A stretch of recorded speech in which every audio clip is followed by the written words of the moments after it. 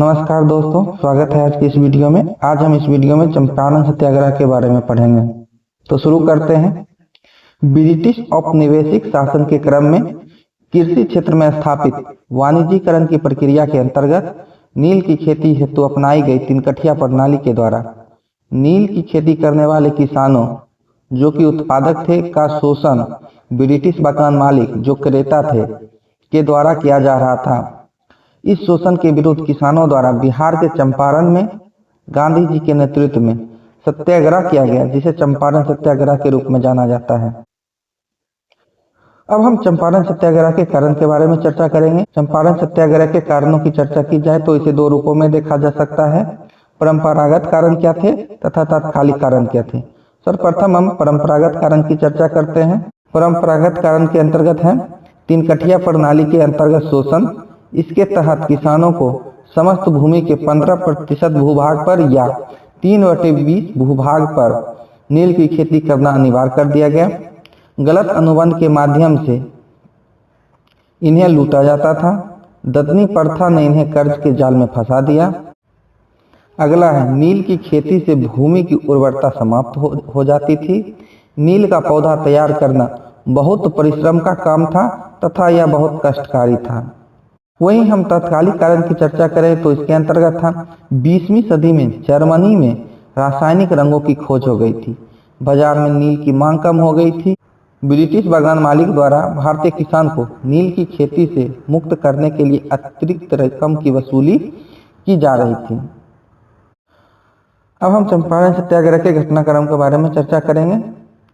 तो कांग्रेस के 1916 के लखनऊ अधिवेशन में चंपारण के किसान नेता राजकुमार शुक्ल द्वारा कांग्रेस एवं गांधी जी को चंपारण के किसान की समस्या एवं दयनीय अवस्था से अवगत कराया। गांधी जी किसान की समस्या जानने एवं समझने के लिए बिहार पहुंचे। उनकी इस यात्रा को रोकने के लिए सरकार ने उन्हें चंपारण छोड़ने का आदेश दिया, किंतु गांधी जी ने इनका अवहेलना करते हुए गिरफ्तारी तक दे दी, परंतु वे झुके नहीं, डटकर सरकार का विरोध किया तथा किसानों की समस्या को समझा। किसानों की मूल समस्या तीन-कठिया प्रणाली थी,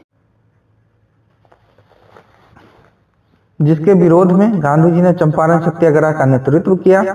सत्य एवं अहिंसा के माध्यम से भारत में यह सत्याग्रह की पहली लड़ाई थी। यह सत्याग्रह में गांधी जी के साथ राजकुमार शुक्ल, ब्रजकिशोर प्रसाद, राजेंद्र प्रसाद आदि थे। विरोध को देखते हुए लेफ्टिनेंट गवर्नर एडवर्ड गेट ने चंपारण जांच समिति का गठन किया। जांच समिति के अध्यक्ष FG सलाई तथा अन्य सदस्यों में गांधी जी, NC आदामी, राजा हरि प्रसाद, G रोड आदि थे। जांच समिति ने तीन-कठिया प्रणाली को शोषणकारी स्वीकार किया तथा इस प्रणाली को समाप्त करने की अनुशंसा की। अब हम इस सत्याग्रह के परिणाम को देख लेते हैं। तो परिणाम स्वरूप तीन-कठिया प्रणाली को समाप्त कर दिया गया। बागान मालिक को अवैध रूप से वसूले गए धन का 25% किसान को वापस करने की बात कही गई। अब हम चंपारण सत्याग्रह के मार्ग पर चर्चा कर लेते हैं। तो देखते हैं, पहला ऐसा सशक्त किसान आंदोलन जो राष्ट्रीय चरित्र से युक्त था। गांधीवादी आंदोलन का प्रथम सफल प्रयोग अर्थात अहिंसात्मक रूप से सत्याग्रह। सविनय अवज्ञा का प्रथम प्रयोग, जैसे ब्रिटिश आदेश को न मानना, कानून का उल्लंघन करना आदि। अगला है अंग्रेजों पर नैतिक व प्रतीकात्मक जीत का आंदोलन था। अगला है इसके बाद के किसान आंदोलन राष्ट्रवाद की भावना से युक्त होने लगे। डॉक्टर राजेंद्र प्रसाद की महत्वपूर्ण भूमिका एवं उनकी भावी नेता के रूप में उदय हुआ। वर्ग समन्वय के अनुपम उदाहरण अर्थात एक से अधिक वर्गों की भागीदारी को देखी जा सकती है। आज की वीडियो में इतना ही। मिलते हैं अगले वीडियो में।